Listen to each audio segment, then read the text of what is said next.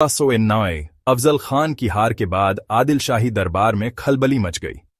यह सिर्फ एक सैनिक हार नहीं थी, बल्कि आदिल शाही के गौरव पर एक गहरा मनोवैज्ञानिक आघात था। अफजल खान, सल्तनत का सबसे ताकतवर सरदार, मारा गया था। दरबार, जो पहले से ही गुटबाजी का शिकार था, अब शिवाजी के नाम से कांपने लगा।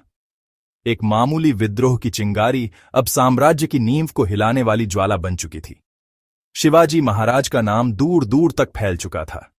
आदिल शाही खेमे में मची अफरा-तफरी का फायदा उठाते हुए महाराज की सेनाओं ने तेजी से आगे बढ़कर पन्हाला जैसे महत्वपूर्ण किलों सहित एक बड़े भूभाग पर कब्जा कर लिया। यह बीजापुर की सत्ता को एक खुली चुनौती थी, जिसे वे नजरअंदाज नहीं कर सकते थे। महाराज को रोकने के लिए आदिल शाही ने अपने एक अनुभवी सेनापति रुस्तम-ए-जमान को भेजा। उसकी फौज को और मजबूत करने के लिए उन्होंने एक और शक्तिशाली सरदार को बुलाया, पलवनी के जसवंतराव दलवी। दलवी एक पराक्रमी योद्धा था, जो कोंकण क्षेत्र के चप्पे चप्पे से वाकिफ था और सल्तनत के प्रति वफादार था। बीजापुर से मिला आदेश साफ और क्रूर था, शिवाजी को कुचल दो, खोए हुए इलाके वापस जीतो और बगावत की आग हमेशा के लिए बुझा दो। जसवंतराव के पास भारी फौज और हथियार थे। रुस्तम-ए-जमान के साथ मिलकर उन्होंने 10,000 से ज्यादा सैनिकों की एक विशाल सेना तैयार की, जिसमें घुड़सवार, पैदल सेना और जंगी हाथी शामिल थे। उनका सैन्य शिविर किसी चलते फिरते शहर जैसा था, जो उनकी ताकत और जीत के भरोसे का प्रतीक था। इसके विपरीत शिवाजी महाराज की सेना संख्या में कम थी, शायद केवल 3,500 सैनिक, लेकिन उनकी असली ताकत उनके मावले थे। सह्याद्री की पहाड़ियों में जन्मे योद्धा, जो गणिमी कावा यानी छापा मार युद्ध के उस्ताद थे। अफजल खान पर जीत के बाद उनका मनोबल आसमान छू रहा था, और उनका नेतृत्व कर रहे थे स्वयं शिवाजी महाराज, जिनकी रणनीति और जोश ही उनकी सबसे बड़ी ताकत थी। युद्ध भूमि चुनी गई, कोल्हापुर के पास का इलाका। यह क्षेत्र सिर्फ एक इनाम नहीं, बल्कि एक सामरिक चौराहा था, जो कोंकण के समृद्ध तट तक जाने वाले व्यापार मार्गों को नियंत्रित करता था। यहाँ की जमीन, मैदानों, घने जंगलों और पहाड़ियों का मिश्रण दोनों सेनाओं के लिए अवसर और खतरे पेश कर रही थी।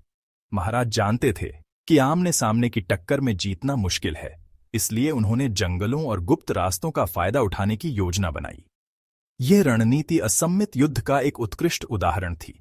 उन्होंने दुश्मन को अपनी पसंद के इलाके में खींचने, उनकी रसद लाइनों को काटने और अंतिम प्रहार से पहले ही उनका मनोबल तोड़ने का निश्चय किया। यह एक ऐसी योजना थी जिसके लिए धैर्य, सटीकता और फौलादी जिगर की जरूरत थी। 28 दिसंबर 1600 में कोल्हापुर के पास की जमीन इतिहास के एक और निर्णायक मोड़ की गवाह बनने को तैयार थी। एक तरफ थी आदिल शाही सल्तनत की विशाल सेना, और दूसरी तरफ थे छत्रपति शिवाजी महाराज के गिने चुने लेकिन फौलादी इरादों वाले मावले। अफजल खान की शर्मनाक हार के बाद बीजापुर का दरबार तिलमिलाया हुआ था। अपनी खोई हुई इज्जत और इलाकों को वापस पाने की बेताबी में उन्होंने अपने एक और शक्तिशाली सरदार जसवंतराव दलवी को एक बड़ी सेना के साथ भेजा। आदिल शाही दरबार को यकीन था कि इस बार संख्या की ताकत के सामने शिवाजी टिक नहीं पाएंगे।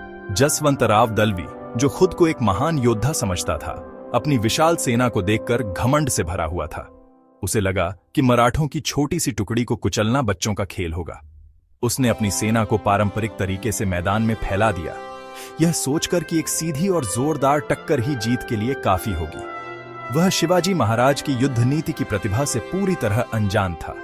जसवंतराव ने सोचा कि संख्या की ताकत से जीत आसान होगी। उसे अपनी घुड़सवार सेना, हाथियों और तोपखाने पर पूरा भरोसा था। लेकिन शिवाजी महाराज सिर्फ संख्या बल पर नहीं, बल्कि बुद्धि और रणनीति पर भरोसा करते थे। उन्होंने अपनी सेना को 3 हिस्सों में बांट दिया। एक छोटी टुकड़ी को सामने से दुश्मन को उलझाने के लिए रखा गया, जबकि 2 बड़ी और सबसे घातक टुकड़ियां नेताजी पालकर और खुद महाराज के नेतृत्व में पहाड़ियों और जंगलों में छिपा दी गईं। यह गनिमी कावा यानी गुरिल्ला युद्ध की एक बेहतरीन मिसाल थी। जैसे ही आदिल शाही सेना आगे बढ़ी और मराठों की छोटी टुकड़ी से भिड़ी, उन्हें लगा कि जीत बस कुछ ही पलों की दूरी पर है। लेकिन तभी शिवाजी महाराज का इशारा मिलते ही दोनों बाजुओं से मराठा सेनाएं भूखे शेरों की तरह दुश्मन पर टूट पड़ी। शिवाजी महाराज ने अचानक बाजुओं से घेरा डालकर उनके सैनिकों को तोड़ना शुरू किया।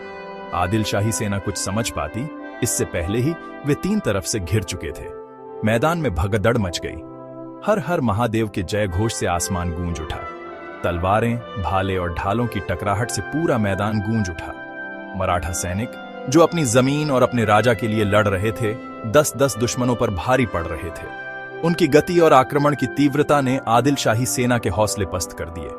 इस लड़ाई में खुद महाराज घोड़े पर सवार होकर अग्रिम पंक्ति में लड़े। अपने राजा को अपनी जान की परवाह किए बिना लड़ते देख मावलों का जोश 100 गुना बढ़ गया। यह सिर्फ एक लड़ाई नहीं थी, यह अपने अस्तित्व और स्वाभिमान का संघर्ष था, और उनका सेनापति खुद उन्हें रास्ता दिखा रहा था। अपनी सेना को बिखरते देख हताश जसवंतराव ने अपनी आखिरी चाल चली। उसने सोचा कि अगर शिवाजी को ही खत्म कर दिया जाए तो शायद बाजी पलट सकती है। वह अपनी पूरी ताकत से महाराज की ओर लपका और उन पर सीधा वार करने की कोशिश की, लेकिन महाराज की तलवार बिजली की तरह चली। उन्होंने जसवंतराव के हर वार को बड़ी सहजता से नाकाम कर दिया, और फिर एक ही निर्णायक वार में जसवंतराव को मार गिराया गया। जैसे ही सेनापति जमीन पर गिरा, आदिल शाही फौज पूरी तरह बिखर गई। सैनिकों ने हथियार फेंक दिए और अपनी जान बचाने के लिए भागने लगे। जो सेना कुछ घंटे पहले जीत का सपना देख रही थी, अब उसका कोई नामो निशान नहीं बचा था। यह एक शानदार जीत थी। मराठों ने न केवल दुश्मन को हराया, बल्कि उनके ढेर सारे घोड़े, हथियार और खजाना भी अपने कब्जे में ले लिया। कोल्हापुर की इस जीत ने पन्हाला किले पर मराठा नियंत्रण को मजबूत किया और पूरे दक्षिण में शिवाजी महाराज के नाम का डंका बजा दिया। एक बार फिर उन्होंने साबित कर दिया कि युद्ध संख्या से नहीं, बल्कि अदम्य साहस, बेहतर रणनीति और कुशल नेतृत्व से जीते जाते हैं। मावलों ने जय भवानी, जय शिवाजी के नारों से पूरा मैदान गूंजा दिया। कोल्हापुर की यह जीत आदिल शाही सल्तनत के लिए किसी प्रलय से कम नहीं थी। जब रुस्तम-ए-जमान की शर्मनाक हार और सेना के विनाश की खबर बीजापुर के दरबार में पहुंची, तो वहां मातम छा गया। यह सिर्फ एक सैन्य पराजय नहीं थी, बल्कि आदिल शाही के गौरव और दक्कन में उनके प्रभुत्व पर एक सीधा और गहरा आघात था। सुल्तान अली आदिल शाह द्वितीय के लिए यह एक व्यक्तिगत अपमान था, जिसने शिवाजी महाराज की बढ़ती शक्ति को कुचलने के लिए अपने सबसे भरोसेमंद सेनापतियों में से एक को भेजा था। इस हार ने सल्तनत की सैन्य कमजोरियों को उजागर कर दिया और दरबार के भीतर अविश्वास और गुटबाजी को और भी हवा दी। दूसरी ओर इस शानदार विजय ने शिवाजी महाराज के आत्मविश्वास को नई ऊंचाइयों पर पहुंचा दिया। यह जीत मराठा साम्राज्य के विस्तार में एक महत्वपूर्ण मोड़ साबित हुई। इसने दक्षिण कोंकण और कोल्हापुर क्षेत्र पर मराठा नियंत्रण को मजबूती से स्थापित कर दिया। इस जीत के तुरंत बाद मराठा सेना ने तेजी से आगे बढ़ते हुए पन्हाला और विशालगढ़ जैसे रणनीतिक रूप से महत्वपूर्ण किलों पर कब्जा कर लिया। अब मराठा साम्राज्य की सीमाएं और भी सुरक्षित हो गई थीं और उनका प्रभाव क्षेत्र तेजी से बढ़ रहा था।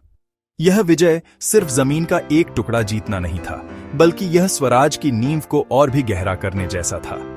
कोल्हापुर की लड़ाई इतिहास में हमेशा इस बात के लिए याद की जाएगी कि कैसे एक छोटी सी सेना ने साहस, बुद्धिमत्ता और बेहतर रणनीति के दम पर अपने से 3 गुना बड़ी फौज को धूल चटा दी।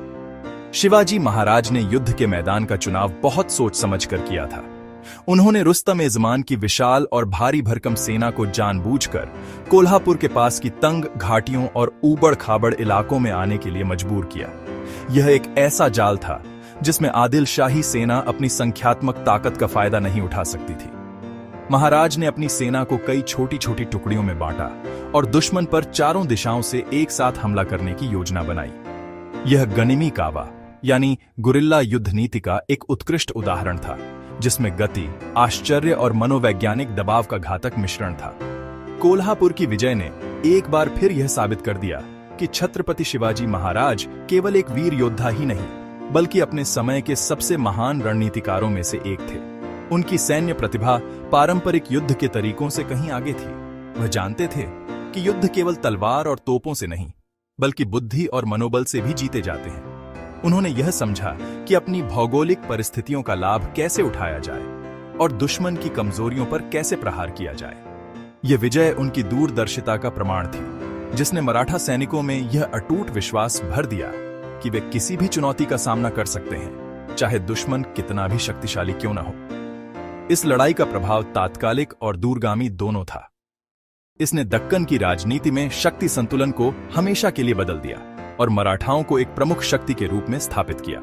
शिवाजी महाराज की वीरता, उनका नेतृत्व और उनकी अभिनव युद्ध नीतियां आज भी दुनिया भर के सैन्य अकादमियों में अध्ययन का विषय हैं। उनकी कहानी हमें सिखाती है कि सीमित संसाधनों के बावजूद अदम्य साहस, स्पष्ट दृष्टि और असाधारण नीति से बड़ी मुश्किलों पर भी विजय प्राप्त की जा सकती है।